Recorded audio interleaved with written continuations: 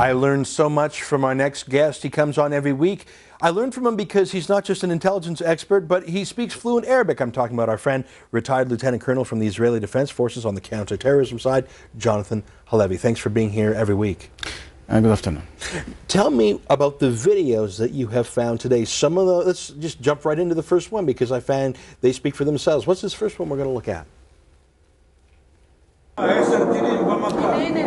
These are videos captured by Israeli citizens during the last few days, documenting the rocket attacks launched by Palestinians against Israel. Here you see a rocket hit the community of Beersheba. So this is coming in from Gaza. From Gaza, hitting yes. The camera shot was being taken from Israel, looking at rockets coming in from the terrorists in Gaza. Some of the rockets were intercepted by the Israeli new system, the Iron Dome. It is unique. There is no other system in other countries. It's managed to intercept some of the missiles. But obviously, some of them, as you see here, caused the damage and even. How many people were killed by this rocket attack? One was killed and few were injured. Dozens were injured. If this Iron Dome was deployed and some missiles got through, was Iron Dome still considered a success because it had partial success? It's considered a great success because there is no other such system, and it helps intercepting many of the rockets from Gaza. But some of the rockets, it happens, managed to hit because there's no many systems like that. Only two deployed in this one. Of course, Hamas, which controls Gaza, likes to attack Israel all the time, but timing is often strategic. Why would they have chosen now to attack Israel? It's really a very crucial issue here because Hamas wants to divert the what they call Arab Spring, from domestic issues into the Arab-Israeli conflict. So instead of talking about boring things like what kind of human rights we're going to have in Egypt or Libya, it's let's switch the subject to those damn Jews. And they want to make the relations between Israel and Egypt tense in order to change the channel. Yes. Yeah, it's dictatorship 101, isn't it? Now you've brought some more video. This is from the Israeli embassy in Cairo, which I guess Israel obviously has an embassy in Egypt. Yes. Now, that looks like fireworks to me. Yes, here the demonstrators try to, they attack the embassy. There's the embassy in that inside, office? Yes, in the office.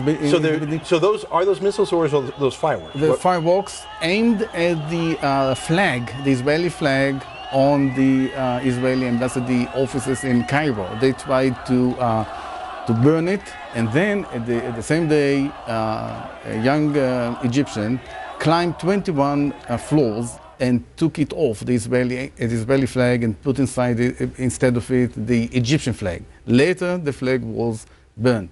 Huh. So this fits in with the pattern of changing the subject in Egypt from, sure, we had a protest and there is no freedom of speech and no democracy, but those damn Jews. It's about switching the subject. Is this part of the same strategy of switching the subject to Israel? Yes, and this is the main issue right now of the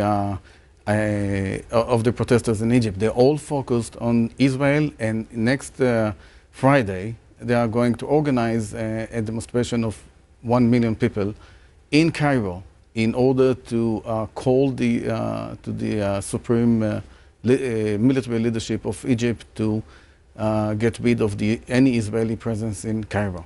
It would be nice if you had 1 million people rallying in Cairo for freedom of speech, for free elections, for equality of men and women, for religious freedom or the free press, but I don't think you get 1 million people out for that, but I bet they will get 1 million people out to condemn Israel. A few weeks ago we have discussed the last demonstration in Cairo on the 29th of July, and these hundreds of thousands of people came to Tahrir Square in order to call for Sharia law.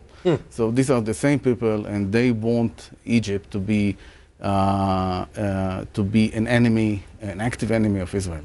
You've got some more stuff. We only have a few moments left. Let's show the next video if we could.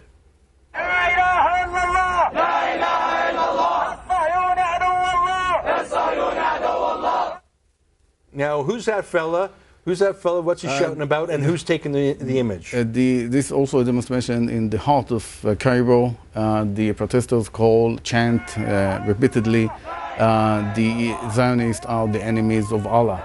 And later, the Dr. Salah Sultan, he is on the left of the picture, he gave his Islamic decree legitimizing killing any Israelis who are present or are staying in Egypt.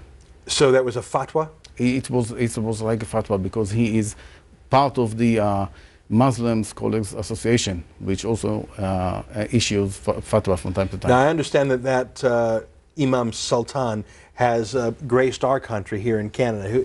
Tell me a little bit about that. That Imam who's saying kill any Zionist on sight, basically in Egypt. That's a picture of him there. He's come to Canada, you say? He visited Canada in 2002. Who brought him here? At the Canadian Islamic Congress. Oh, that's no surprise. The guest of this organization. He had some lectures in Waterloo. Oh, there's a memo there from the Canadian Islamic. So May 23rd, 2002, they're boasting that he was a speaker at their dinner. Yeah. Isn't that charming? And he also, by the way, he accused the U.S. administration of using Muslims to attack the Washington and New York in 9/11. Ah, so he's a 9/11 truther. Yes. That's about right for the Canadian Islamic Congress. I think they're truthers too. Do you have any more images for us today? There is the picture of the new Spider-Man, the guy. Oh, yeah, that's right, a comic hero. Amazing flag, man. Now, does this have to do with the protest at the embassy? Again, tell me about this. Ahmad al-Shahad, this is the Egyptian who climbed the 21 floors. He is now deemed as a hero, the hero Spider-Man of Egypt. And the Prime Minister of Egypt gave him as a present, as a gift, a new flat, a new apartment in Cairo. So this wasn't just some rogue thing. The Prime Minister of Egypt said what you did by climbing up the embassy and taking down the flag was something that we as the government wish to reward. Give him a free apartment? That was published on the media. It's amazing. And that's a sign, a very ominous sign, to what's happening in the Middle East and what's happening between Egypt and Israel. And the deterioration in the relation between Israel and Egypt may reach a very dangerous point in the near future. Well, we only have a few moments, but I got a question for you. You're making it crystal clear for me. Why is Gaza shelling Israel? Why are they having these protests outside the Israeli embassy? Why are they calling for 1 million anti-Semites in Cairo? Well, the answer is, what a great way to distract from the fact that all the things this so-called revolution was about, freedom, democracy, they ain't coming true, so let's channel the anger outwards. Here's a question then. Why is the Israeli government allowing more and more Egyptian military forces in the Sinai? Right now, under the terms of the peace treaty, Egypt has limited access. Why is Israel allowing a more and more belligerent Egyptian army to walk right up to the Israeli border? There is no many choices Israel can right now. They don't have many choices right now with the relation with Egypt, because they understand that the mob and the Muslim Brotherhood has the real power right now in Egypt. And any mistake in this very delicate relation between Israel and Egypt may cause people to storm into the embassies and call into more pressure on the leadership. And you know, right today is Israel under attack, the Israeli embassy. Imagine what will happen tomorrow. Let's say another story of caricature. Let's say somebody here in Canada say something about Islam, about the Muslim Brotherhood, etc.